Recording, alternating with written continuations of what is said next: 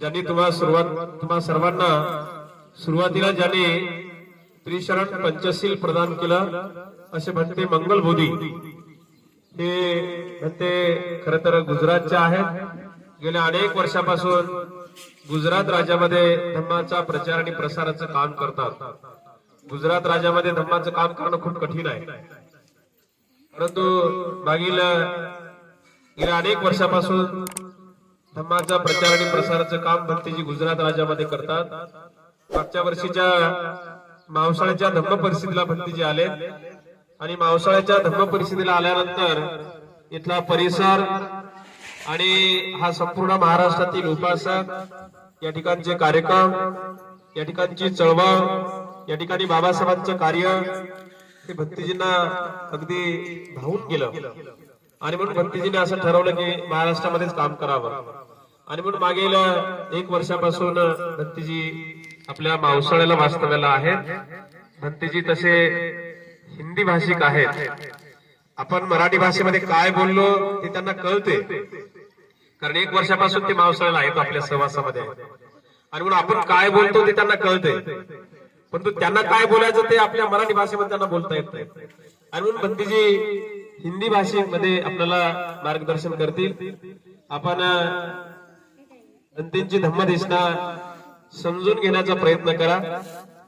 आपली बोली भाषा जरी मराठी असेल, परंतु आपण सर्वजण हिंदी जाणता, आहे की नाही.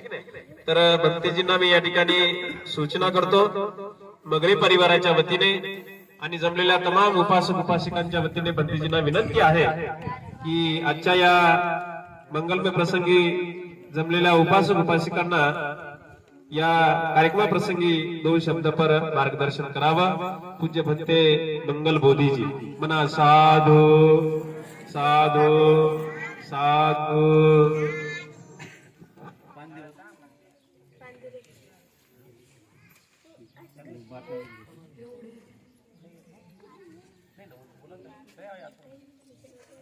लांब जाऊ नका.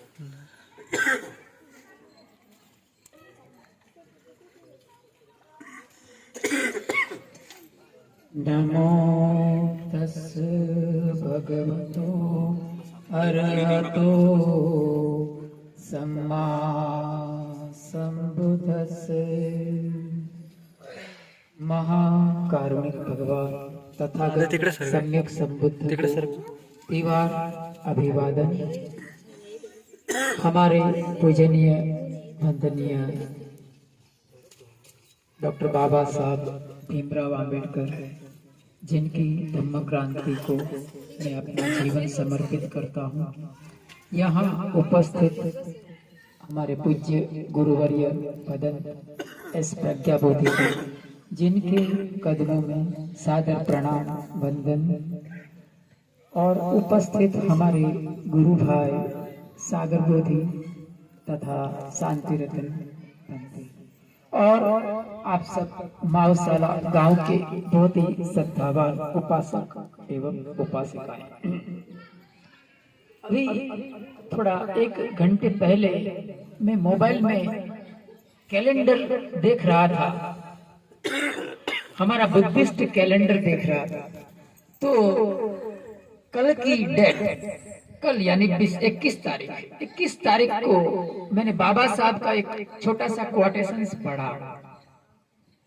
लिखा था, बहुत सीधी सादी भाषा में लिखा था कि हर एक बुद्धिस्ट उपासक उपासिकाएं गृहस्थ लोगों को बुद्ध विहार में हमेशा जाना चाहिए, रोज जाना चाहिए।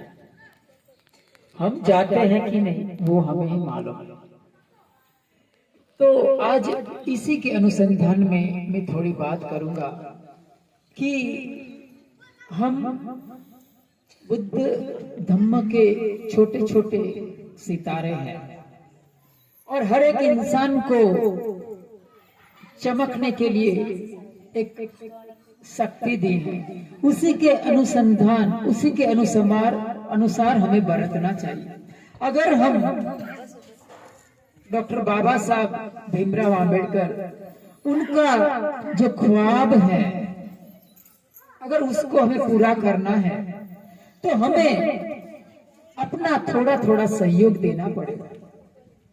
अगर हम सिर्फ बुद्ध जयंती आती है, बाबा साहब की जयंती आती है, अभी 6 दिसंबर आएगा, उसी दिन पर हम बहुत ही हल्ला गुल्ला करेंगे, जहाँ खाना है गाना है वहां जाएंगे, तो हम पक्के बुद्धिस्ट नहीं हैं, हम परिपक्व बुद्धिस्ट नहीं हैं। हमें एक सही मायने से बुद्ध धम्म को समर्पण करना पड़ेगा। बाबा साहब के ख्वाब को पूरा करने के लिए अपना अपना थोड़ा थोड़ा सहयोग देना पड़ेगा। यहाँ कितने लोग बैठे हैं, आप जानकर हैरान होंगे कि हमारी जिंदगी के कितने घंटे हम व्यर्थ गंवा देते हैं। टीवी देखने में गंवा देते हैं, मोबाइल पर गंवा देते हैं, सोने में गंवा देते हैं, अनेक, उसका कोई सीमा नहीं है। उतने घंटे हम व्यर्थ गंवा देते हैं। लेकिन जब 1 घंटा, एक आधा घंटा भी धम्म के लिए निकालने की बात आती है तो कहते हैं बंते जी हमें तो बाहर जाना है, हमें खेत में जाना है, हमें ये काम है, बहुत सारे काम निकल आते हैं, हमारे पास समय नहीं होता है, टीवी देखने का समय है, बहुत सारा कुछ ना कुछ करने का समय है। अपमादो अमतम पदम पमादो मच्चुनो पदम अपमत्ता न मियंती ये पमत्ता यथा मता। प्रमाद मृत्यु का पद है और अप्रमाद जीवन का पद है। प्रमादी व्यक्ति तो सदैव मरा हुआ ही है। धम्मपद की गाथा में कहा गया, हमें अपना अपना सहयोग देना पड़ेगा। तो पहला सहयोग देना पड़ेगा, यह एक बात है। दूसरी बात कि सहयोग देने के लिए हमें मूलभूत क्या चाहिए। आप पूछेंगे बंते जी हम तो सहयोग देना चाहते हैं, लेकिन ये काम है, वो काम है, ये बहाना वो बहाना, ये क्यों ऐसी बात होती है, कांटा कहाँ छुपा है, वो आपसे मैं बात करूं। भगवान बुद्ध ने सबसे ज्यादा वजन किसको दिया है? श्रद्धा, उसको कहते हैं श्रद्धा, फेथ। भगवान बुद्ध ने श्रद्धा के ऊपर बहुत वजन दिया। श्रद्धा या बीजम तपो बुद्धि पय्यानम युगनम गलम। भगवान बुद्ध क्या कहते हैं? ये देखिए सामने बबूल का पेड़ है, आसपास में भी बहुत सारे पेड़ है। पेड़ को बाहर निकलने के लिए, कोंपले निकलने के लिए, वट वृक्ष होने के लिए बीज का होना जरूरी है। बीज नहीं होगा तो कोंपले भी नहीं उगेंगी और पेड़ भी नहीं बढ़ेगा।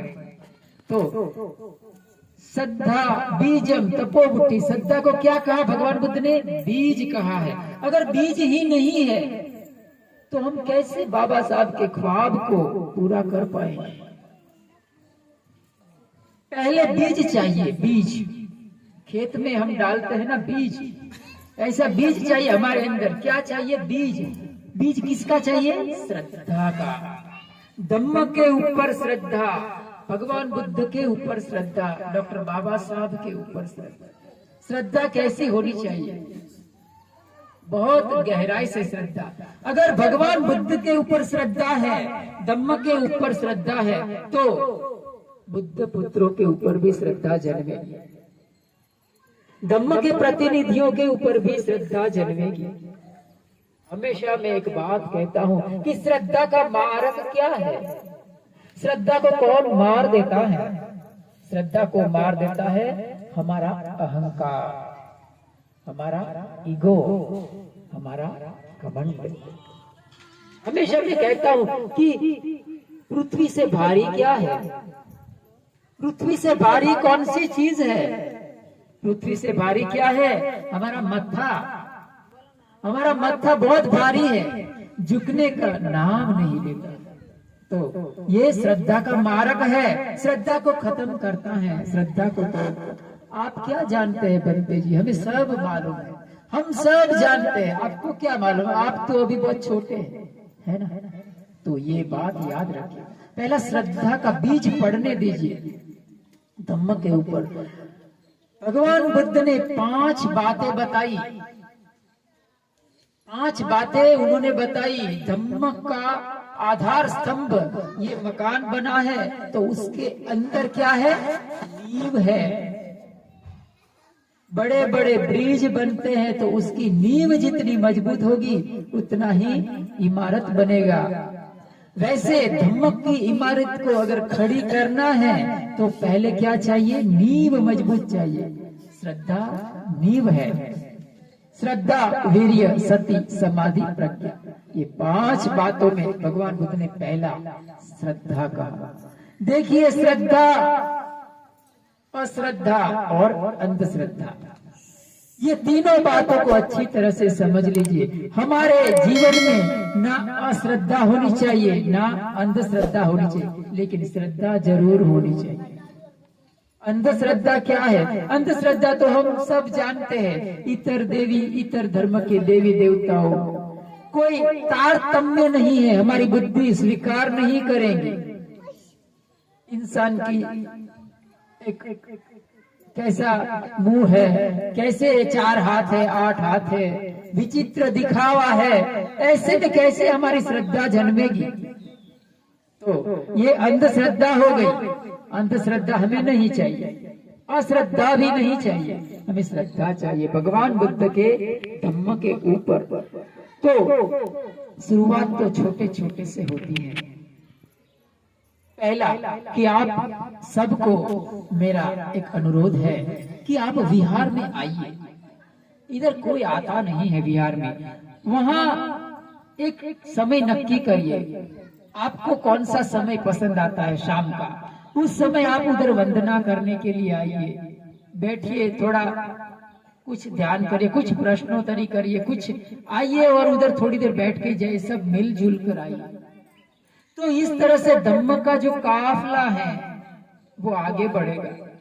कोई आता नहीं है उधर। ये बात है श्रद्धा की।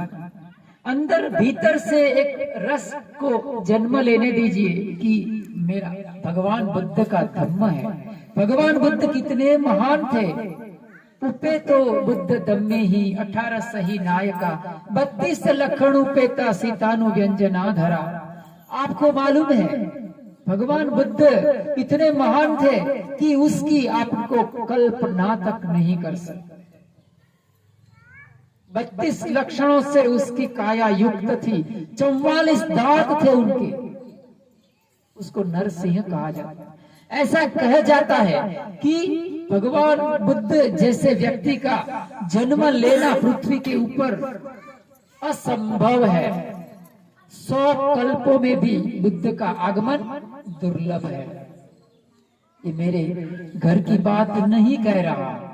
एवं इमं चक्षुमंतम शरीरम सुसकत सकत सकते ही देवेंद्र नागेंद्र नरेंद्र पूजितो मनुष्य सेठे ही तथेव पूजितो तम वंदन पंजलि का भवित्वा बुद्धो हवे कप सत्य ही दुर्लभ होती।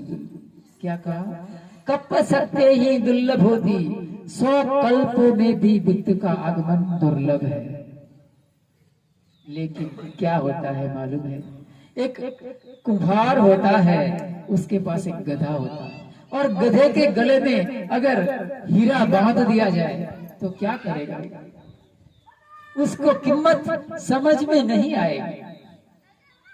गधे के गले में अगर हीरा का बांध दिया जाए, सच्चा रत्न, तो वो क्या करेगा? वो बेच देगा 4-5 रुपये में। लेकिन अगर उसको कोई जवेरी देख लेगा तो उसकी कीमत कर पाएगा। तो याद रखिएगा, जीवन में पहला श्रद्धा है। और दूसरी बात है, आप गृहस्थ है, हम भिक्षु है। हमारा जीवन समाज के ऊपर निर्भर है। हमारा जीवन, हम आपको क्या देते हैं? धम्मदान देते हैं। अगर मैं आपसे धम्मदान के रूप में 2 शब्द मीठा बोलूंगा ही नहीं तो आप कैसे धम्म के बारे में आप जान पाएंगे? सब दानम धम्म दानम जिनाति। सब दानों में धर्म का दान श्रेष्ठ है। और आप गृहस्थ हैं तो आपकी जिम्मेदारी है कि विहार है, बुद्ध पुत्र हैं, भिक्षु भिक्षुणियां हैं, विहार में यथाचित आप दान दीजिए। तो इसी तरह से धम्म का जो कारवां है, बाबा साहब का जो मिशन है वो आगे बढ़ेगा। तो आप सबको मेरा अनुरोध है कि आप संकल्प करिए रोज उधर 10-15 मिनट के लिए भी रोज विहार में आइए और उधर आके हो सके तो उधर थोड़ी देर बैठिए, वंदना करिए। वंदना नहीं करते, हमारे सब में बहुत सारे विहार देखे, उधर रोज शाम को लोग आते हैं, वंदना करते हैं, सुबह आते हैं, शाम को एक टाइम तो आते हैं। यहाँ क्या आप इतना बिजी है आप सब कि नहीं आ सकते शाम को? आप नक्की करिए, आप एक संकल्प करिए कि हमें जाना है विहार में बुद्ध वंदना के लिए। ठीक है, तो आज के दिन इस अवसर पर मैं अपनी धम्मवाणी का समापन करता हूँ। आप सबने मेरी बात को अच्छी तरह से सुना, इस बदल आपका बहुत बहुत धन्यवाद। बोलिए साधु साधु साधु। और आपको फिर से कहता हूँ कि आप एक बार रोज आना शुरू करिए। बोला साधु साधु साधु। बुद्धं नमामि, धम्मं नमामि, संघं नमामि।